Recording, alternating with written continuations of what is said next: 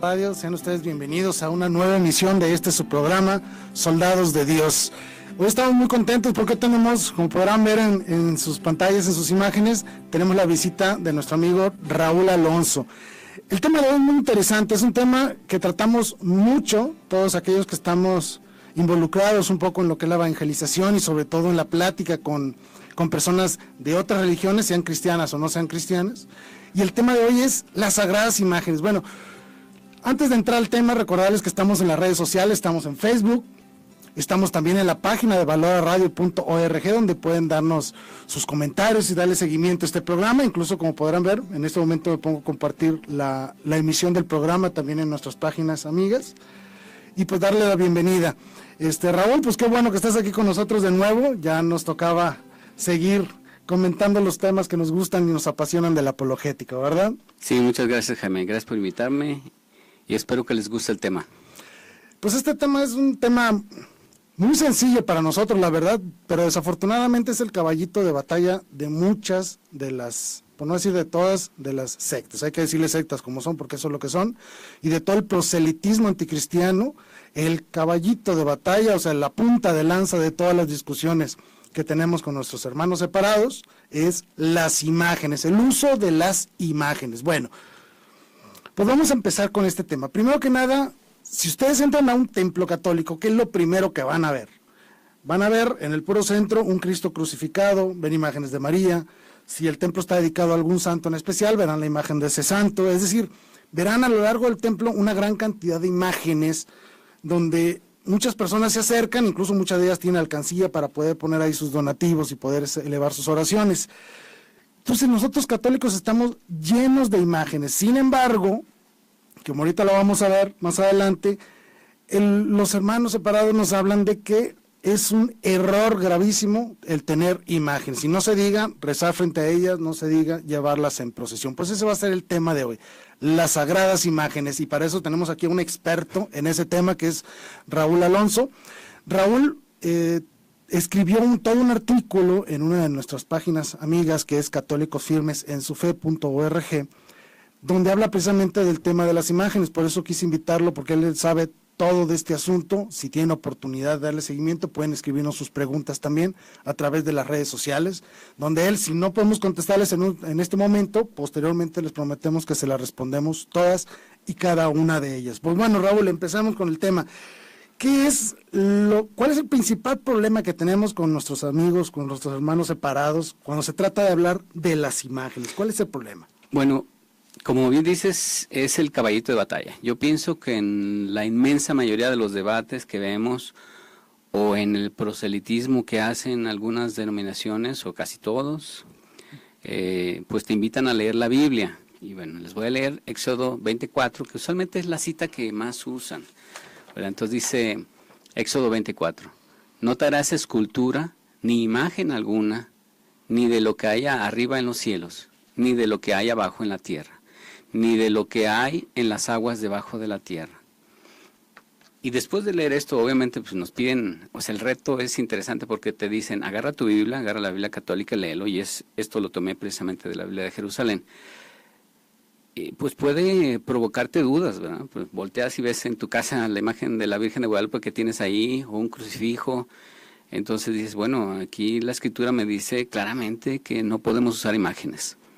Aunque pues lo que tenemos que hacer pues es entender, ¿verdad? Entender qué es lo que nos dice la Escritura, entender también qué es el significado de este mandato, ¿verdad? Porque está precisamente en Éxodo 20, que es donde están los mandamientos, y pues tenemos que estudiar, esa es la realidad.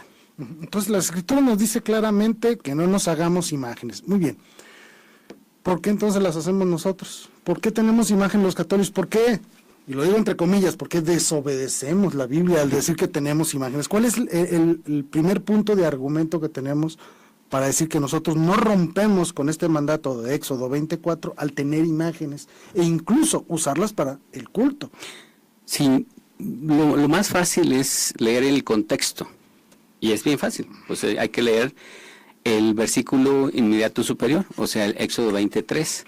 Éxodo 23 nos dice, no habrá para ti otros dioses delante de mí. ¿Qué quiere decir?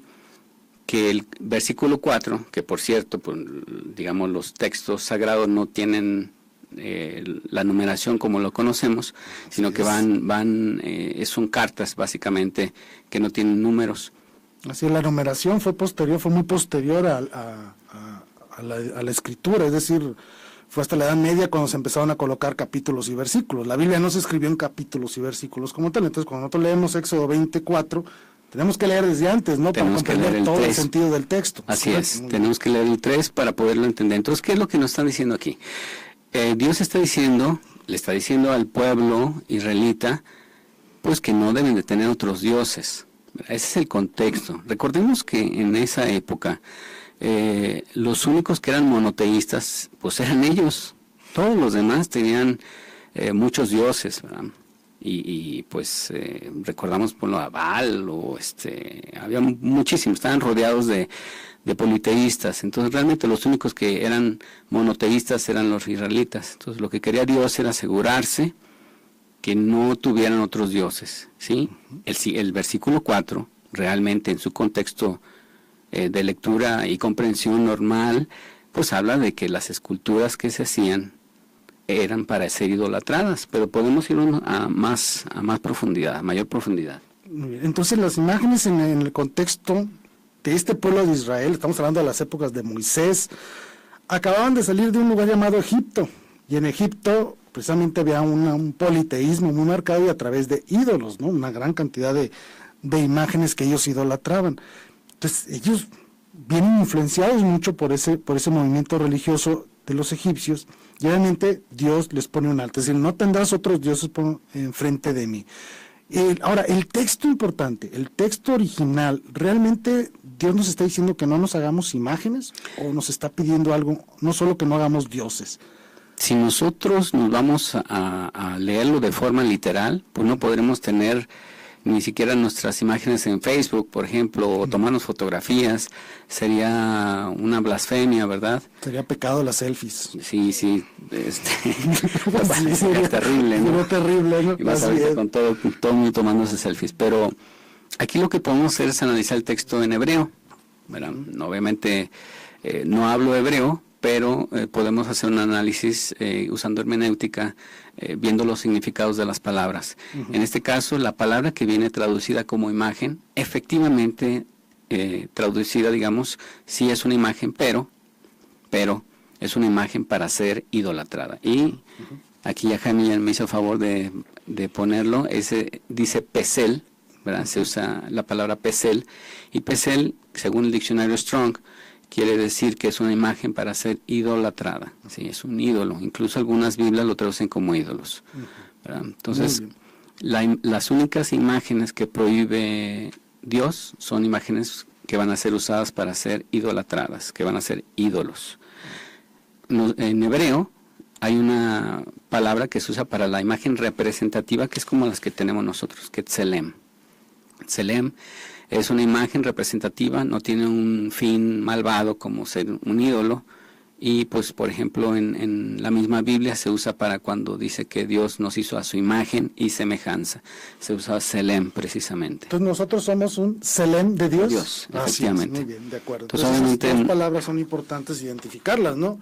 Lo que la Biblia prohíbe es pesel, lo que prohíbe es pesel, pero no prohíbe las imágenes representativas, ¿no? Es correcto, es correcto. Entonces, sí es claro si nos vamos a los textos en hebreo. Digo, es la misma cita, nada más que en hebreo, para poder comprender las diferencias que hay entre una y otra. Entonces, es válido decir que lo que Dios prohíbe en Éxodo 20 son los ídolos, las imágenes para ser ídolos, pero no prohíbe las imágenes representativas. En absolutamente ninguna parte de la Biblia prohíbe las imágenes representativas. Perfecto, entonces vamos al siguiente paso. Ya vimos que en Éxodo 24 lo que Dios está prohibiendo son los ídolos, imágenes que van a ser adoradas como si fueran dioses en sí mismos. Viene el otro argumento que también es importante conocerlo.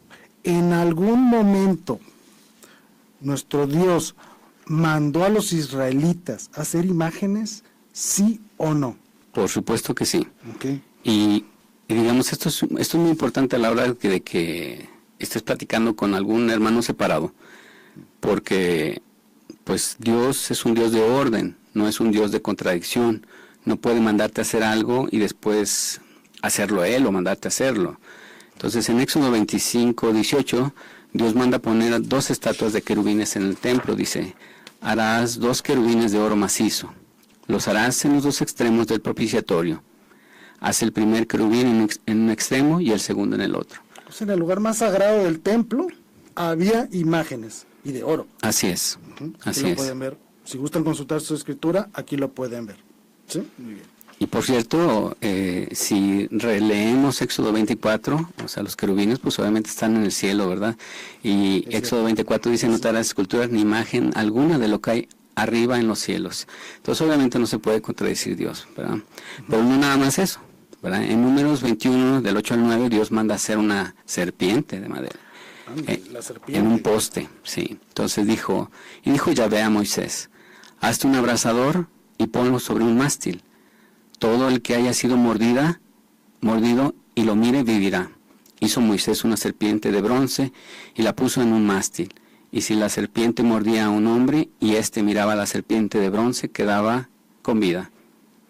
Qué interesante, ¿no? Fíjese, a través de una imagen, en este caso de la serpiente de bronce, Dios actuaba a través de una imagen. Es decir, no importaba qué tanta fe tuviera en ese momento, yo tenía que acudir ante la imagen para recibir la curación de Dios, ¿no? ¿Es correcto? Así es, así es. Dios se vale pues de todo para lograr sus fines, para su gloria, obviamente. Y en este caso, pues a través de una imagen, ¿verdad? Así es. Sí sabemos que esa imagen después fue idolatrada y entonces ya la mandaron a quebrar. ¿La destruyeron cuándo? ¿Cuando la veneraban o cuando la idolatraron? Cuando ya la consideraban como Dios. Exactamente. Ese perfecto. Es el problema. O sea, el error no estaba en la imagen en sí misma, sino en la actitud de las personas ante la imagen. Es decir, cuando empezaron a adorarla, viene la orden de que se destruya. ¿Ok? Perfecto. Por eso es que ahorita no la tenemos ya, esa imagen, en la actualidad. Sin embargo, de todas maneras, esa imagen es una prefigura de Cristo. Muy importante, incluso son palabras textuales de nuestro Señor Jesucristo. A ver si me permiten un segundo en lo que encuentro la cita bíblica, por aquí la tenía yo. Denme un segundo. Lo que pasa es que son muchísimas citas. ¿Sí? Lo pueden encontrar aquí, en Juan 3, del 14 al 15. ¿Lo tienes ahí para leerlo? O si no, son palabras de Cristo en las que dice que así como Moisés levantó la serpiente en el desierto, así será levantado el Hijo del Hombre para que todo el que crea tenga fe. Es decir, la serpiente de bronce que Moisés construyó y que los israelitas acudían a ella cuando eran mordidos por alguna serpiente buscando la sanación, es una prefigura, es decir, es una enseñanza previa a lo que sería lo que hoy llamamos crucifijo. Esa imagen de Cristo crucificado, que todo el que tiene fe y cree en Jesucristo tendrá vida eterna. No estamos hablando ya de una curación física, sino una verdadera curación espiritual. Obviamente no nos referimos a la imagen en sí misma, sino al hecho, a la persona que está crucificada por nosotros. ¿De acuerdo? Muy bien. Siguiendo con el tema, hay muchas citas importantes que tenemos que recurrir para comprender el verdadero contexto de las imágenes. Ya vimos que nuestro Señor Dios mandó a construir 2 querubines en el lugar santo, donde se hacía el culto a Dios. Y segundo, mandó a hacer una serpiente de bronce para que todo el que la mirara pues, se curara de una mordida de serpiente que estaban en el desierto. ¿Existen otras imágenes que haya mandado a hacer Dios y que incluso hayan estado relacionadas directamente con el culto a Dios? Bueno, en 2 Crónicas 3, del 7 al 10, nos habla de cómo estaba decorado el templo, ¿verdad? Aquí están los Ahí dos. están. Y pues había imágenes, ¿verdad? Nadie se quejaba porque hubiera imágenes. Así es. ¿Sí? Aquí estaban los querubines de oro en el salón y aquí pueden leer cómo también toda la nave del templo estaba decorada con imágenes tanto de querubines como de plantas, etcétera. Es decir, el templo de los judíos estaba lleno de imágenes. Obviamente no tenían la representación artística que tenemos y disfrutamos ahora gracias a la evolución del arte en el mundo occidental, pero estaba lleno de imágenes, había querubines, etcétera, palmas, había imágenes de muchas cosas en la nave del templo, así como están las iglesias católicas hoy, que tú entras y ves imágenes por todos lados de los santos, de pasajes de la Biblia, de personajes o de eventos, etcétera. Así estaba el templo de Jerusalén, el templo de Salomón, donde daban la adoración a Dios Padre, y obviamente no era considerado idolatría, eran imágenes representativas de lo que era el cielo, de lo que era la plenitud y la creación de Dios. Muy bien. ¿Sí? ¿Qué más imágenes tenemos? Pues por ejemplo el crucifijo que portamos nosotros, muchas de las veces somos criticados porque pues fue precisamente ahí donde murió nuestro Señor. Entonces, pues incluso se burlan a veces diciendo que si lo hubieran disparado, tuviéramos una pistola y cosas de esas. La realidad es que es el trono, digamos, de Jesús, en donde nos dio la redención, donde su preciosa sangre cubrió pues la cruz, ¿verdad? Y con ella limpió todos los pecados del mundo, desde Adán hasta el último hombre que quede antes de que llegue de nuevo Jesús. Nosotros pues predicamos a un Cristo crucificado, ¿verdad? Y cuando les digo esto, a veces algunos cristianos no católicos se sienten un poco ofendidos, aunque en la misma escritura nosotros podemos encontrar en 1 Corintios primer capítulo, en el versículo 23, que dice: nosotros predicamos a un Cristo crucificado, escándalo para los judíos, necedad para los gentiles. Nosotros no tenemos a mostrar al mundo a Cristo en la redención, que fue el momento más importante de la humanidad, sin duda. Así es. Ahora, también debemos de recordar uno de los eventos más importantes de la historia del pueblo de Israel, y es la construcción del Arca de la Alianza. La construcción del Arca de la Alianza viene por un mandato divino, es decir, Dios les dijo: construirás un arca, la harás de tales medidas, la harás de madera preciosa, lo cubrirás con oro. Y detalle importante, ¿qué había en la tapa del Arca de la Alianza? Había 2 querubines. 2 querubines de oro, con las alas hacia ellos mismos, ¿sí? Como creando como un espacio entre los dos. Y era ahí donde se derramaba la sangre del cordero, donde se hacían los sacrificios pascuales. Y ahí se hacía presente Dios Padre, en una forma de nube. Ese era el lugar más sagrado de la tierra en ese momento. ¿Por qué? Porque ahí se hacía presente Dios en persona, en medio de 2 imágenes de querubines que nuestro Señor Dios había mandado construir. Y ahí era donde se realizaba el culto. O sea, la parte esencial del culto a Dios era en un lugar donde había imágenes, y Dios se hacía presente en medio de 2 imágenes de querubines, como señal de la adoración de los ángeles en el cielo que rendían al Dios, y que el hombre, a través de su sacrificio pascual, comenzaba a participar de esa adoración. Esto es importante porque de esta manera podemos ver que nuestro Señor Dios, como dijo Raúl muy claramente y de una manera muy sensata, no es un Dios de contradicción. No puede prohibir imágenes por un lado y luego pedir que hagan imágenes por otro. Sería un Dios contradictorio. Entonces tuvimos que investigar bien para poder comprender esta distinción. Lo que Dios condena son los ídolos. No condena las imágenes como tales.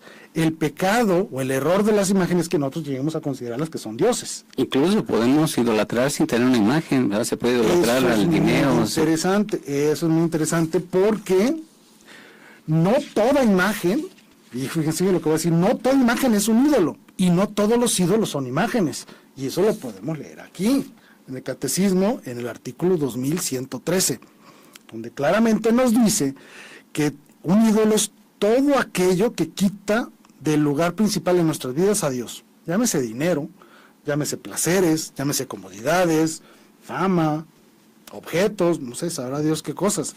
La verdadera idolatría es esa, el romper con la amistad con Dios y quitarlo del lugar que le corresponde y ocuparlo con otra cosa, ¿no?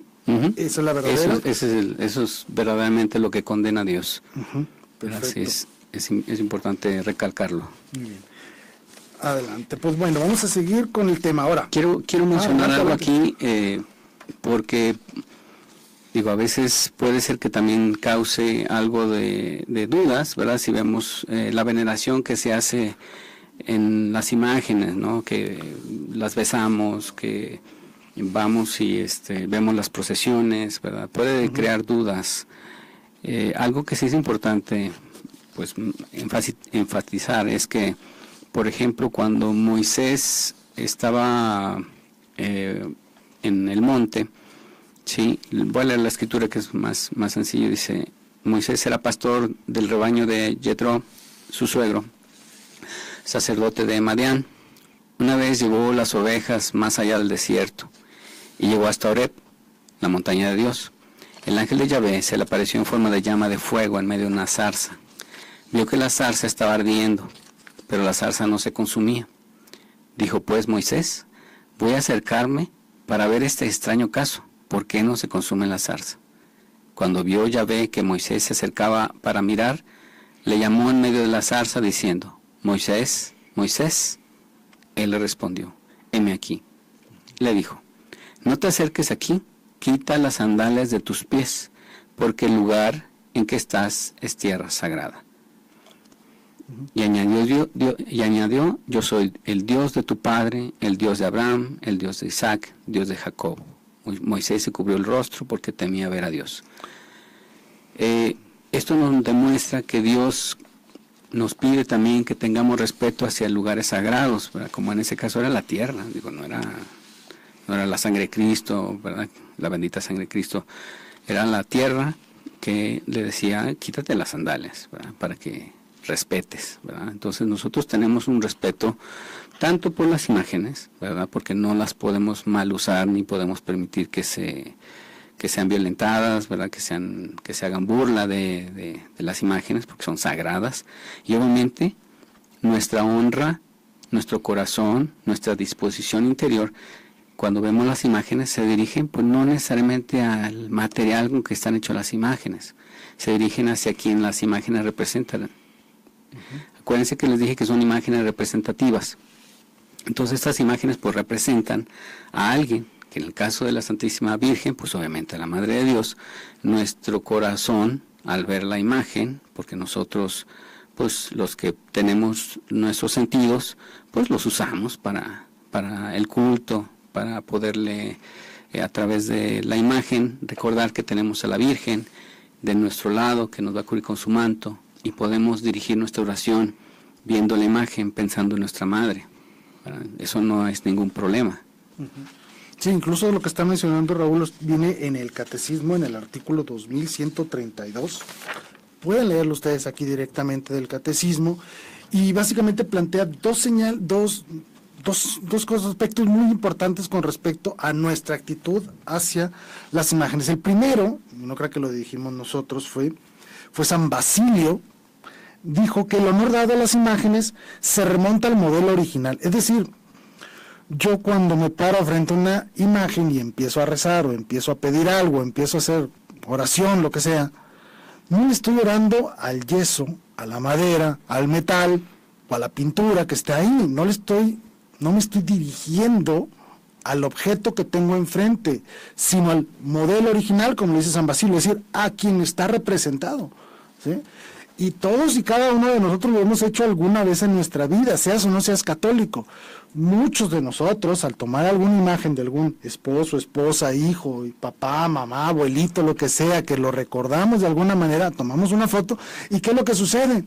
Nos remontamos al modelo original. Es decir, cuando yo veo una foto, yo no creo que la foto sea mi abuelo. Simplemente estoy viendo una foto y lo que me hace recordar es a mi abuelo, que si era una persona real, ¿sí?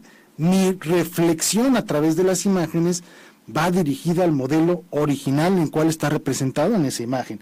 Y esto viene, ahora lo que voy a decir, viene en 3 concilios católicos: el segundo concilio de Nicea, el concilio de Trento e incluso en el segundo concilio vaticano, donde dice que el que venera una imagen, venera en ella a la persona representada, viene a confirmarlo.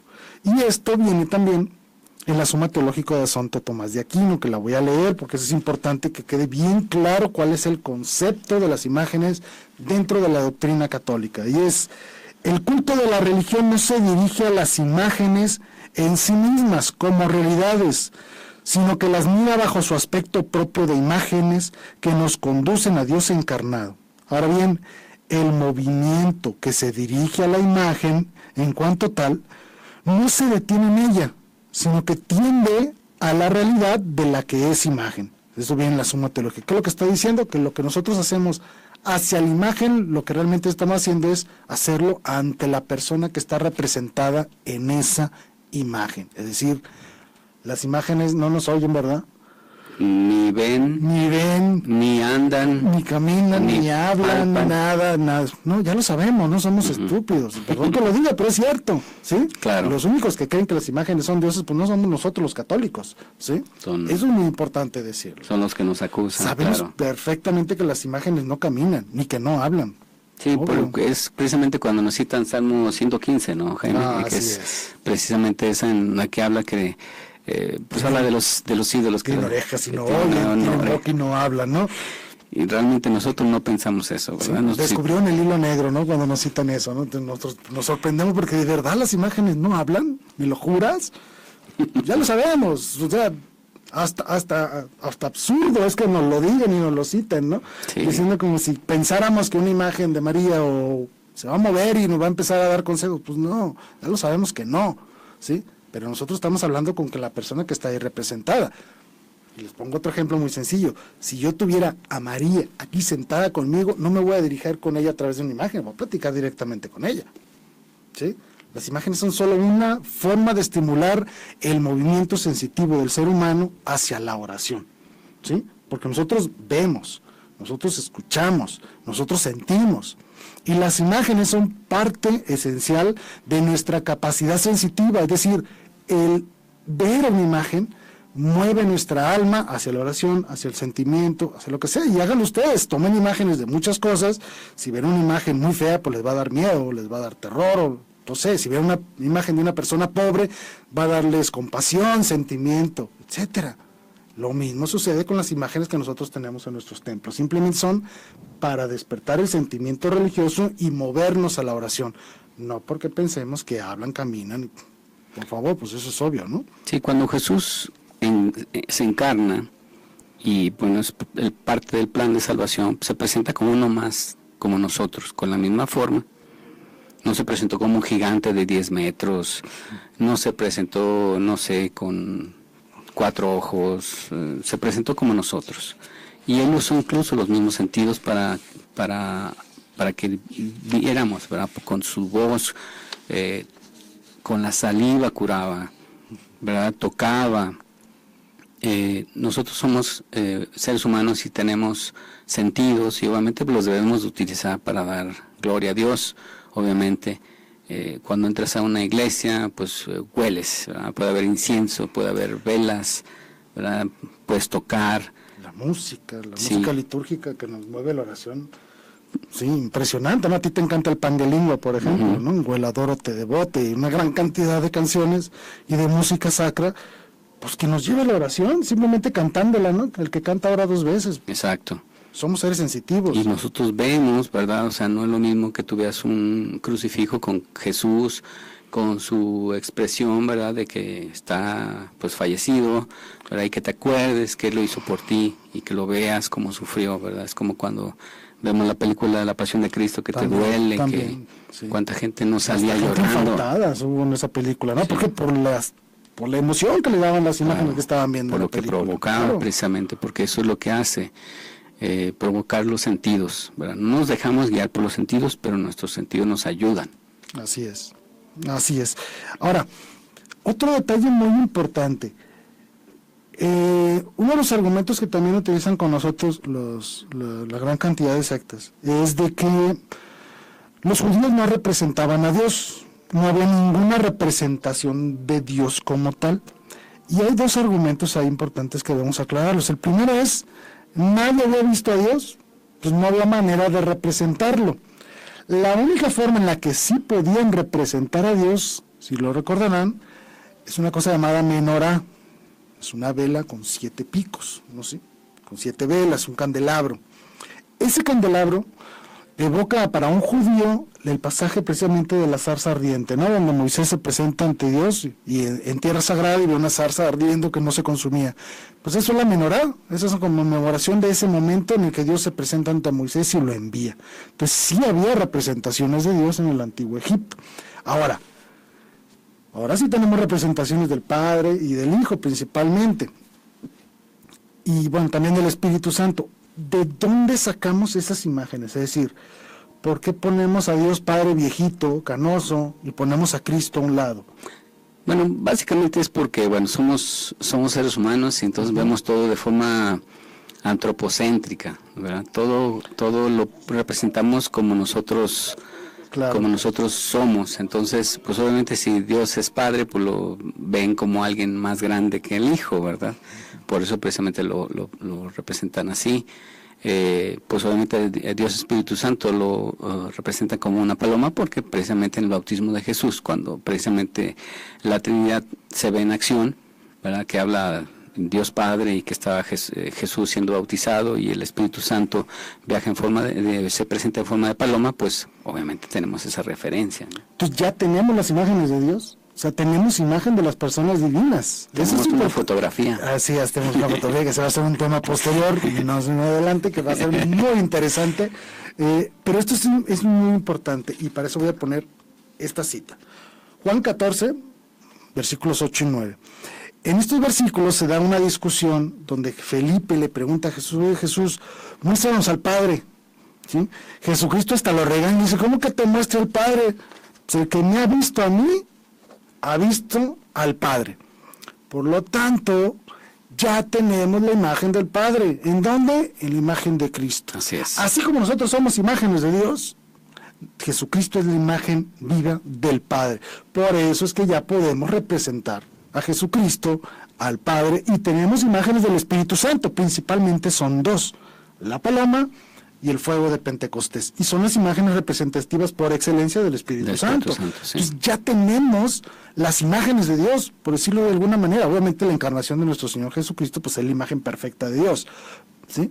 Pero también tenemos la de la Trinidad completa del Padre y del Espíritu Santo, y es por eso entonces que la encarnación de nuestro Señor Jesucristo inaugura una nueva economía de las imágenes, es decir, inaugura un nuevo uso representativo de las imágenes como una forma de llevarnos a la devoción y al respeto de nuestro Dios y de presentar todas nuestras acciones religiosas, incluso a través de imágenes. A mí me gusta como lo dice San Juan Damasceno, que dice: lo que es un libro para los que saben leer, es una imagen para los que no leen. Lo que se enseña con palabras al oído, lo enseñan una imagen para los ojos. Las imágenes son el catecismo de los que no leen. Así es, el catecismo para los que no leen. Ojo con estas palabras. Uno aprende a través de las imágenes. Tan sencillo como eso, ¿no? Incluso lo decimos como un dicho, ¿no? Vale más una imagen que mil palabras, algo así, ¿no? Pues para eso son las imágenes, para mover ese movimiento religioso hacia Dios o hacia los santos, a María, a los ángeles, etcétera. Ahora, pregunta. Esto de usar imágenes, obviamente ya vimos que en el Antiguo Testamento sí se usaban las imágenes. Los primeros cristianos, ¿cuál era el sentir y la forma de actuar de los primeros cristianos? ¿Tenían o no tenían imagen los primeros cristianos? Estamos hablando, incluso vamos a hablar siglo II, III, IV, antes de que se hiciera la Biblia como tal, antes de que se promulgara el canon bíblico incluso. ¿Teníamos o no teníamos imágenes los católicos o los cristianos antiguos? Vamos a decirlo así, los primeros cristianos. Claro, por supuesto que sí. Y la evidencia que tenemos pues es en las catacumbas. Nosotros podemos ver, para los que hayan tenido la suerte de viajar por allá, pues pueden buscar las catacumbas y van a encontrar ahí varias imágenes con representaciones tanto de la Virgen con Cristo niño en los brazos, el bautismo de Cristo, ¿verdad? Hay muchas imágenes. Infinidad de imágenes. Están los tres jóvenes, los tres que iban a ser ejecutados en el Antiguo Testamento. Está el pez y los panes, el buen pastor, la imagen con el niño, la imagen de Simeón. Bueno, hay una gran cantidad de pasajes bíblicos representados en imágenes. Así es, y son del siglo II y pues posteriores también, obviamente, ¿no? Y bueno, se han ido enriqueciendo conforme el arte. Pero eran cristianos que estaban perseguidos, entonces se tenían que esconder ahí, en las catacumbas. Las catacumbas es donde enterraban a los muertos, ¿verdad? Para que no los buscaran ahí, para que no los mataran, básicamente. Pero ellos seguían representando. Y tenían incluso altares por ahí. Hay un altar que es bastante antiguo, no tengo el dato ahorita, pero Tú me Hay varios compartiste la altares, imagen. sí, hay un altar en una ciudad que fue sepultada por el Vesubio en el año 79, y lo encontraron este altar en una casa llena de cenizas, pues obviamente así como lo que pasó en Pompeya, pero también pasó en esta ciudad llamada Herculano. Encontraron como un pequeño altarcito con una cruz encima de ella. Estamos hablando del año 79. O sea, ya manejaban la cruz como signo central de la devoción y de la acción religiosa los primeros cristianos. Y es a partir del siglo II, donde las comunidades empiezan a crecer y empiezan ahora sí, a reunirse fuera de casas, como lo fueron las catacumbas, donde el arte se hace presente, y es lo que llamamos como arte paleocristiano. Si ustedes tienen de oportunidad de meterse a Google y buscarle así, arte paleocristiano, van a encontrar infinidad de imágenes y de representaciones artísticas de Cristo, de María, de pasajes bíblicos, etcétera, de una gran cantidad de personajes de la Sagrada Escritura y de eventos precisamente que evocaban el sentimiento religioso. Y también podemos hablar del crismón, por ejemplo, esta figura que era como una X y una P, que habla básicamente es el nombre de Cristo, el ictus, el pez, como signo también de Cristo. Que es el símbolo cristiano católico. Así es, y que lo utilizan muchos ahora, ¿no? Dicen, no es imágenes, son un par de rayas. Pues no, realmente es una imagen representativa de Jesucristo nuestro Señor. Ahora, vamos a ser muy claros en esto, y creo que es importante tomar un poquito de lado lo que son las imágenes, y si recordamos lo que decía Éxodo 24, habla que no le demos culto a las imágenes. Nosotros sí le damos culto a las imágenes, vamos a ser muy honestos, las llevamos en procesiones, claro, las bendecimos, las tenemos en nuestras casas, incluso les ponemos altarcitos. Vamos a plantear dos preguntas muy sencillas. ¿Qué es eso de dar culto? ¿Qué significa dar culto? ¿Y qué tipos de culto existen? Muy bien, pues empecemos con el culto de la latría absoluta, que es el culto que debemos de dar a Dios nada más. Latría, ¿verdad? Latría, sí, que es, de ahí viene lo de idolatría, ¿verdad? Cuando tomamos ídolos, ¿verdad? Que se hace una latría al ídolo.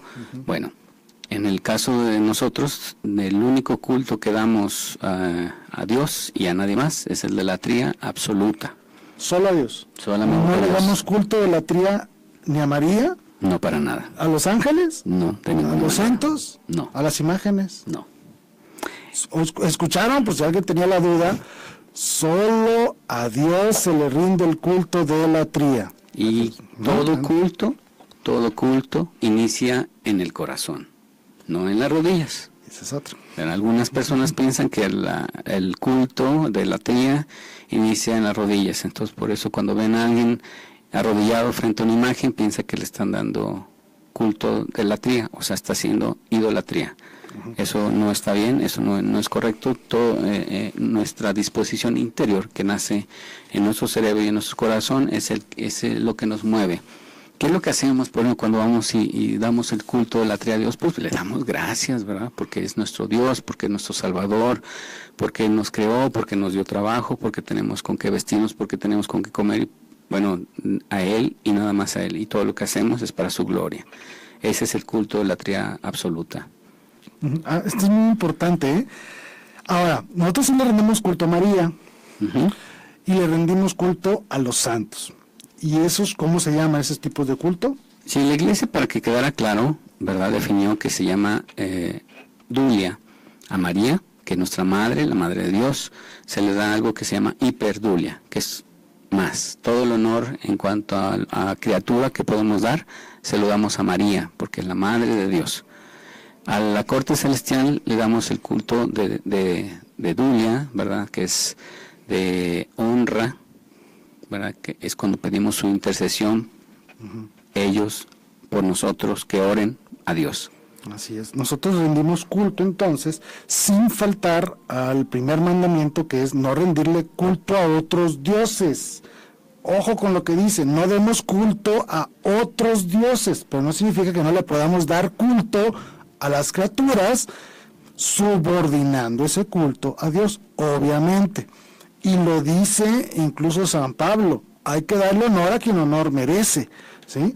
todos seremos honrados, todos seremos respetados, seremos venerados. La misma María Santísima, todas las generaciones me llamarán bienaventuradas, le dice a Isabel. Es decir, no hay nada de malo en rendirle culto a las personas. Lo que es malo es rendirles un culto de latría, como si fueran dioses. Ahí sí cometeríamos un pecado gravísimo si hiciéramos eso, cosa que no hacemos. Y obviamente este tipo de culto que se dirige a María o a los santos, también lo hacemos a través de representaciones artísticas, que le llamamos los cultos relativos. Es decir, como ya lo habíamos dicho, el culto que se le rinde a alguien lo podemos hacer a través de una imagen. Por eso llevamos en procesiones imágenes de María o de algún santo. No porque estemos adorando a la imagen, por amor de Dios, no, sino porque estamos mostrando de una manera visible y sensible nuestra devoción y nuestro respeto hacia alguien en especial. Si estamos cargando un crucifijo, obviamente estamos adorando a Dios, no a la imagen, ¿sí? Si llevamos una imagen de María, estamos venerando a María, no a la imagen en sí misma como una realidad especial. Tú mencionaste ahorita las procesiones. Ajá, una de las sí. citas que más utilizan es no tengo Sí. la voy a leer. Dice: ahora vais a ver en Babilonia dioses de plata, de oro y de madera, que son llevados a hombros y que infunden temor a los gentiles.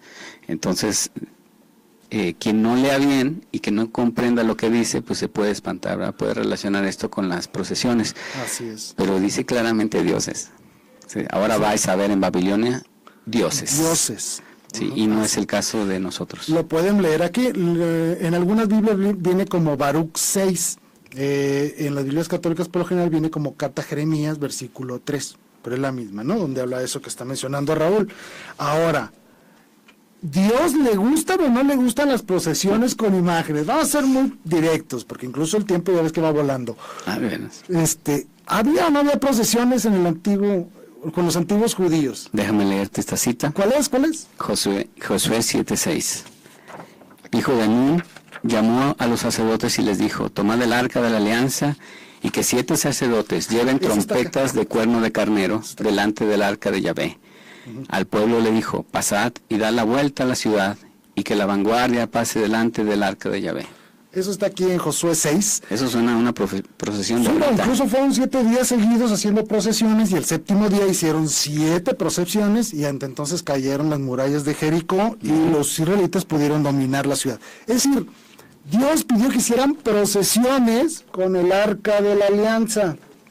¿Sí? Y mencionaste algo que me llamó mucho la atención y que no lo pregunté, tú dijiste, la adoración no está en las rodillas. Eso es muy importante, porque unos piensan que nomás porque nos hincamos frente a una imagen ya estamos adorando a la imagen. Y tú lo dijiste claramente, la devoción está en el corazón, no en las rodillas. ¿Existe algún pasaje en la Escritura donde alguien se incline ante una imagen para adorar y venerar a Dios? ¿Sí o no? Sí, por supuesto. El mismo Josué, por ejemplo, esa es la cita, ahí se postra delante del arca, obviamente sin quitar los querubines, ¿verdad? No tuvo problema alguno ni quitar el arca. Se postra frente al arca, ¿verdad? Así es. Entonces él no tuvo ningún reparo en hacerlo, porque realmente su corazón no estaba en adorar el arca o los querubines, sino obviamente sabía que era un medio para comunicarse con Dios. Así es, esto es muy importante, ¿no? Entonces ya vimos, fíjense, todo lo que hemos platicado. Ya explicamos Éxodo 24, ¿sí? Ya explicamos lo que es un Tselem y lo que es un Pesel, ídolo, imagen. Ya explicamos también que la adoración no se dirige a las imágenes, sino a las personas que en ellas están representadas. Ya hablamos de cómo en el Antiguo Testamento había imágenes, en el Nuevo Testamento hay imágenes, ya tenemos la imagen de Dios, Dios le gustan las procesiones, Dios manda hacer imágenes, entonces no existe ningún argumento válido para decir que los católicos cometemos idolatría. Pero aquí sí me quiero detener en una pregunta que nos hacen, si mal no recuerdo, desde Perú, es nuestro amigo Miguel Ángel Florian. ¿Qué tal, Miguel Ángel? ¿Qué tal, Dice, Miguel? una buena pregunta y hay que decirlo como tal. ¿Cómo podríamos lograr que en lugares donde las festividades patronales son muy fuertes y todavía pareciera que adoran a las imágenes, cómo hacerles cambiar de mentalidad a estas personas? Es decir, que den una mejor muestra de devoción sin que pareciera que están adorando a las imágenes. También hay que cuidarnos de no caer en excesos. Sí, claro. Yo creo que en esos casos, francamente, la responsabilidad cae directamente sobre el sacerdote que esté coordinando estos eventos, ¿verdad? Les voy a platicar brevemente una vez que fui a una iglesia, era una misa que daban, que digamos iba gente que iba a buscar trabajo en general, ¿no? Y durante la Eucaristía había gentes que estaban acercándose al santo, durante la epíclesis, digamos, se acercaban hacia el santo así como para pedirle por su trabajo, ¿verdad? Estaban preocupados para que pidiera para que obtuvieran un trabajo. El sacerdote les paró y les dijo que tenían que enfocarse su corazón hacia la Eucaristía, ¿verdad? Entonces ahí fue una buena corrección del sacerdote, ¿no? Aquí está Dios en persona, diríjense ante Dios, no vayan ante el primero, santo, aquí está Dios, exactamente lo que les dijo. Una forma equivocada de usar las imágenes, por ejemplo, es gente que las usa como amuletos, eso está terrible. Gente que dice, yo tengo aquí mi crucifijo, nada va a pasar, ¿no? Nada me va a pasar, o los escapularios, ¿no? Que los usan para, pues no sé. Como si fueran, tú lo dijiste como amuletos, un error gravísimo. Eso está mal. No porque yo traiga este escapulario no me va a caer un piano en la cabeza, o a lo mejor saliendo de aquí. Mientras yo no viva conforme a la promesa, cuando me impuse este escapulario, pues no sirve de nada el pedacito de tela. Hay que ser muy conscientes de que son sacramentales, que nos recuerdan una promesa hecha ante Dios, o por ejemplo como anillo ante mi esposa, ¿sí? Son objetos que por la oración de la iglesia nos santificamos y nos ponemos al servicio de la iglesia, y sobre todo el seguimiento de nuestro Señor Jesucristo, de los santos, de María, ¿sí? Perfecto. Ya casi se nos acaba el programa, pero no puedo dejar esta oportunidad de mandar un saludo muy especial que alguien me pidió, y con todo gusto lo hago así gráfico porque me lo pidió de esta manera.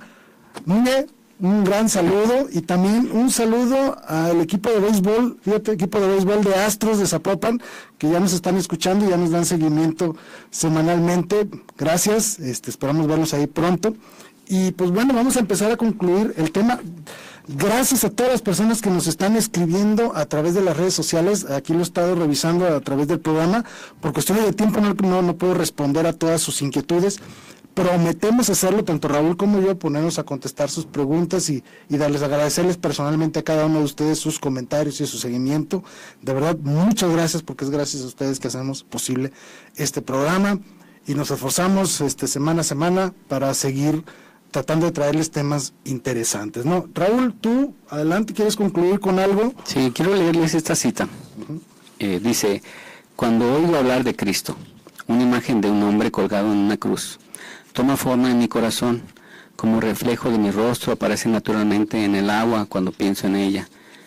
Si no es pecado, ¿verdad? Es cuando ve esa imagen. Pero es bueno tener una imagen de Cristo en mi corazón. ¿Por qué debería ser un pecado tenerlo en mis ojos? Y esa frase la dijo Martín Lutero.